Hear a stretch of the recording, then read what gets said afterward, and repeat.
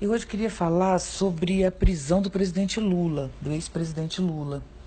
É muito difícil falar sobre esse tema nessa altura do campeonato, muito difícil, porque a gente trata de tudo hoje com muita paixão.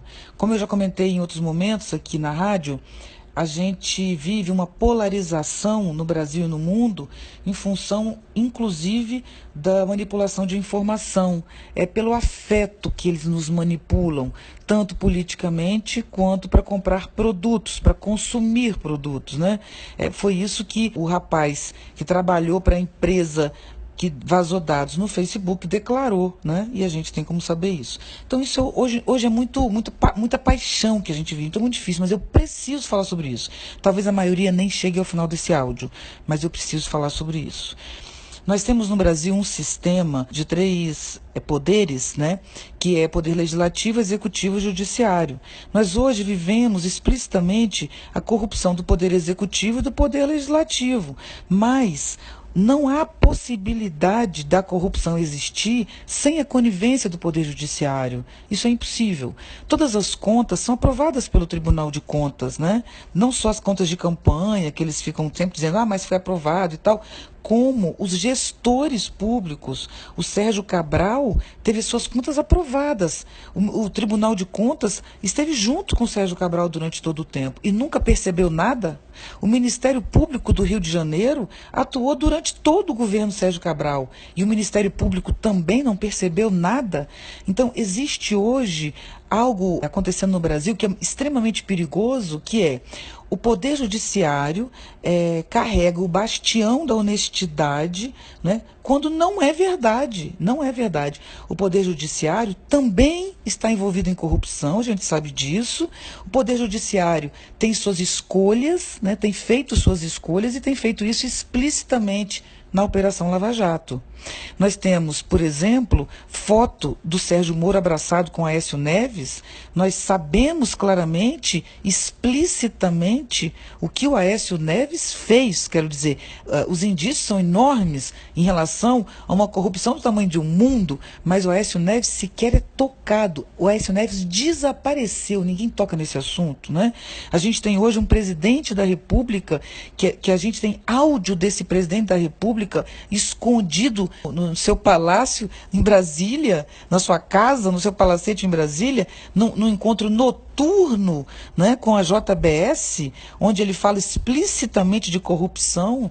A JBS deu esse vídeo como comprovação do que ela já tinha dito sobre Michel Temer e ele continua no poder. Né? O Cunha foi preso, né? A gente sabe que o Cunha está preso, mas a mulher do Cunha, que obviamente tinha um envolvimento com o que o Cunha fazia, sequer foi presa. Por que o Sérgio Moro liberou a mulher do Cunha e tratou como inocente? Será que o Poder Judiciário também não está envolvido em corrupção? Por que a gente não pensa isso? Então, o que eu queria comentar com vocês é que a prisão do ex-presidente Lula, ela é um absurdo na minha perspectiva. Eu não votei no ex-presidente Lula, nem na sua primeira gestão, nem na segunda. Eu não votei na ex-presidente Dilma, nem na sua primeira gestão, nem na segunda. Eu não estou falando, votei na Marina. Eu não estou falando aqui como partidária, não sou petista, não sou afiliada ao PT, mas é inacreditável que isso esteja acontecendo na nossa frente.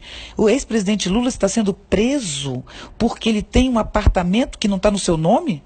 Porque ele tem um sítio que não está no seu nome? Quero dizer, a corrupção é quando você ganha bens, não é isso? Esses bens só são seus se eles são de sua posse ou de alguém de sua família, né?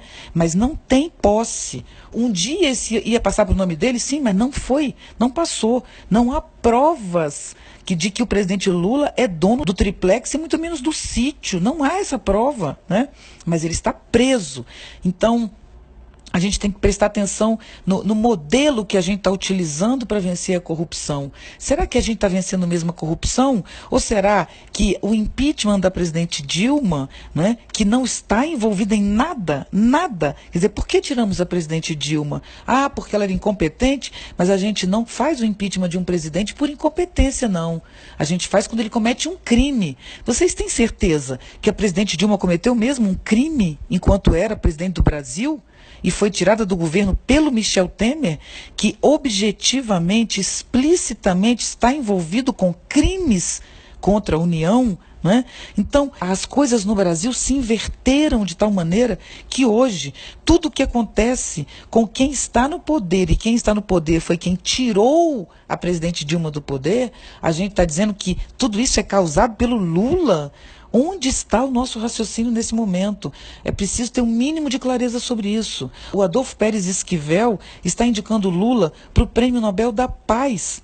Sabe por que ele está indicando? Por causa do trabalho que o Lula fez, que é inédito no mundo. E é fato. Procura saber isso nos organismos internacionais, na ONU, em relação à diminuição de desigualdade, em relação à valorização das classes menos favorecidas.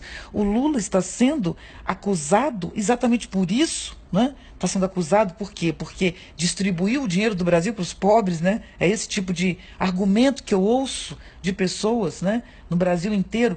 Ah, mas ele criou o Bolsa Família e distribuiu, acabou com o Brasil. Não é verdade, não é verdade. É preciso que a gente procure os dados e procure dados de organismos internacionais em relação ao governo Lula, não é? Em relação ao que o Lula está sendo acusado. Pensa que grande parte do que a gente ouve hoje é notícia falsa. Vocês não ouviram tanto que o filho do Lula era dono da Friboi? Mas foi exatamente a JBS, que é dona da Friboi, que mostrou a corrupção do Michel Temer, que foi quem tirou a presidente Dilma do governo, né? Então, meus queridos e queridas, um dia toda essa história vai ficar muito clara. Um dia os meus netos vão ler nos livros de história, eu tenho absoluta convicção, eles vão ler uma história muito diferente da que hoje está sendo contada no Brasil por grande parte da população brasileira. O Lula, nesse momento, terá se tornado um mito, porque nós teremos matado esse presidente, nós teremos destruído esse presidente. Matado, eu estou dizendo no sentido metafórico, né? Pode até ser real, né? Mas a gente está destruindo a carreira desse presidente, difamando sua vida, colocando esse presidente numa prisão, movido por um ódio abstrato, né, por um juiz que cometeu crimes, porque expor áudios de uma presidente não deveria ser considerado correto nem legal, nunca foi. O Sérgio Moro fez isso, explicitando isso no Jornal Nacional. O Jornal Nacional sempre teve acesso às gravações antes de todo mundo. Ninguém pergunta por quê. Como o Jornal Nacional pode explicitar? Ninguém pergunta isso veio de alguma determinada fonte, mas de que fonte? Como assim uma fonte? Ninguém fala que fonte é essa, quer dizer que pode. Enfim, as coisas não são como elas parecem, né? Infelizmente, há o caos da informação e um caldo muito torto. Eu sei que o que eu estou dizendo vai provocar ódio em uma grande parte da população, mas eu não posso me eximir desse momento, eu não posso estar fora desse momento e não comentar este absurdo que está sendo feito contra o ex-presidente Lula hoje no Brasil. E sabe por que isso está sendo feito? Porque ele tem 3 vezes mais intenção de votos do que o segundo colocado. Por isso que o presidente Lula está sendo colocado nessa situação, para que ele não possa se eleger, porque hoje ele se elegeria. E sabe por que ele se elegeria, mesmo com todo o processo de difamação? Porque o número de pessoas no Brasil que de fato foi beneficiada no governo Lula é muito grande. E a população está entendendo muito bem o que está acontecendo. E ela que quer votar no Lula. Por que o Lula não pode se candidatar? Pode sim se candidatar, ou deveria. Essa é a minha posição. Infelizmente, tudo indica que isso não vai acontecer. E que essa história só vai ser contada daqui a muito tempo, né? E quem sabe um dia vocês vão ouvir e dizer, caramba, a Viviane tinha razão. Infelizmente, eu sei que isso vai provocar ódio, vai provocar raiva, mas eu precisava falar. Um abraço para vocês.